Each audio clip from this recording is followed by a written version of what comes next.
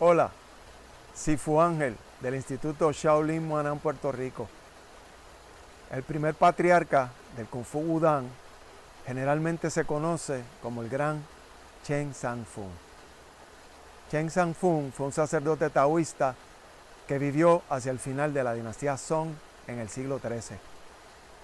Después de graduarse del famoso monasterio Shaolin, la fuente de Kung Fu Shaolin, Qigong y Zen, Chen Zhangfeng continuó su práctica de artes marciales y su desarrollo espiritual en el templo de la Cumbre Púrpura en la montaña Wudang, que es una de las más importantes de las montañas sagradas del taoísmo.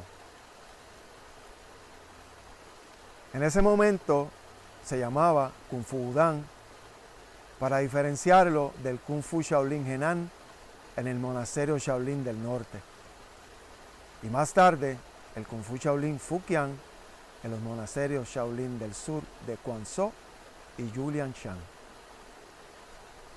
Cuando Shaolin Kung Fu se extendió a Guangdong después de la quema de los monasterios de Shaolin del sur, se le conoció como Kung Fu Shaolin Guangdong. Un día, Chen Zhangfeng presenció una lucha entre una serpiente y una grulla, aunque algunos documentos dicen que fue un gorrión. Y esto le inspiró a modificar su Kung Fu Shaolin comparativamente duro en un estilo más suave que entonces se conocía como puño largo de 32 patrones Wudang. Este luego se convirtió en Tai Chi Chuan. Chen Zhangfeng fue el primer maestro en descartar los métodos de entrenamiento externos, como golpear sacos de arena, clavar las palmas en gránulos y practicar con pesas, y en enfatizar los métodos internos como el control de la respiración, la canalización del chi y la visualización. Por lo tanto, a Chen Zhangfeng se le considera el primer patriarca del Kung Fu interno, que incluye Tai Chi Chuan, Pa Kua Kung Fu y Ji Jin Kung Fu. A continuación les muestro mi versión del conjunto de Kung Fu Wudang que aprendí de mi maestro, el gran maestro Won Kyu Kit, sucesor directo de cuarta generación del venerable Yang Nan, del famoso monasterio Shaolin de Quanzhou en China, y gran maestro del Instituto Shaolin Muanam de Kung Fu, Qigong y Zen. Que disfruten.